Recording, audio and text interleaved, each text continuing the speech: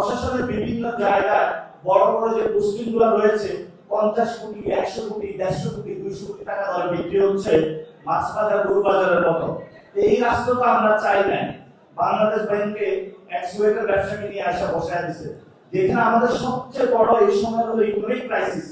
এই ইকোনমিক ক্রাইসিসের সময় তারা এমন একজনকে দায়িত্ব দিয়েছে যিনি আসলে ইকোনমিক ক্রাইসিস থেকে বাংলাদেশের উত্তরণ ঘটাতে পারবেন না।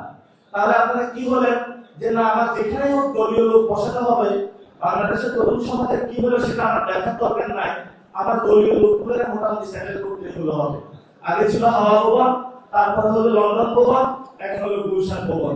এই একই পরম্পরাতে তারা আইসা সেই ভবনগুলো দখল দিয়েছে এবং বাংলাদেশে এগুলো রাজত্ব কায়েম করার চেষ্টা চালাচ্ছে। আমি গতকালকে তারেক রহমানকে বলেছিলাম, আমি বাসায় যখন যাই বগুড়া এসে বলে ফ্যামিলি কার্ড দেন, তো ফ্যামিলি কার্ড কি আপনার শুধু 6টা উপজেলার জন্য বাংলাদেশের আর লিলি আল্ট্রাসফট সিরাম জেল, যা গভীর থেকে স্কিনে দেয় 3 গুণ সিরাম হাইড্রেশন। সিরাম জেল হাইড্রেশনে ব্রাইট থাকো সব সিজনে। এজন্য আমরা তাদেরকে বলবো যে আপনি ঠিক আছে যারা অসহায় মানুষ রয়েছে তাদের জন্য ফ্যামিলি কার্ড দিয়েছেন, তা আমাদের তরুণদের জন্য আপনি কি করেছেন? স্টেটের কোন প্যাকেজে তো আমাদের তরুণদের জন্য কোনো কিছু নাই। আপনাদের যে 1 দফা ছিল সেখানে তরুণদের যে দফাটা ছিল সেটা আমরা আগেও বলেছিলাম এটা বোগাস একটা দফা। ইলেকশনের পর পর্যন্ত বাংলাদেশের 50% তরুণ, জীবন দিল তরুণরা, রক্ত দিল তরুণরা, তরুণদের রক্তের উপরে আপনারা ভোটের ক্ষমতা গেলেন, ক্ষমতায় গিয়ে তরুণদের কথা ভুলে গেলেন। এটা হলো নিমখারামি রাজনীতি।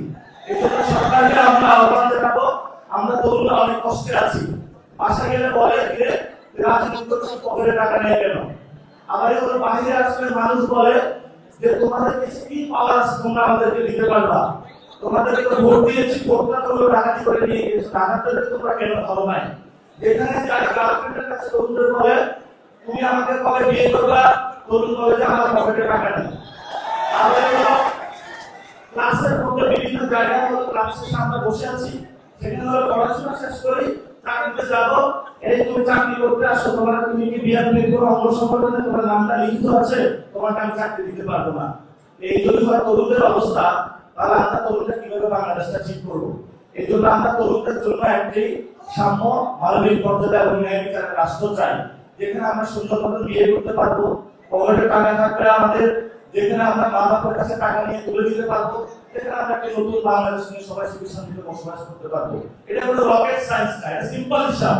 এই সিম্পল বিষয়ে প্রধানমন্ত্রীকে বুঝতে হবে। আপনি নিজেকে দাবি করলে হবে না যে আমি তরুণদের পক্ষে। তরুণদের প্যাকেজ দিতে হবে, কাজ করতে হবে, তাহলে আমরা বুঝবো আপনি আসলে তরুণদের পক্ষে।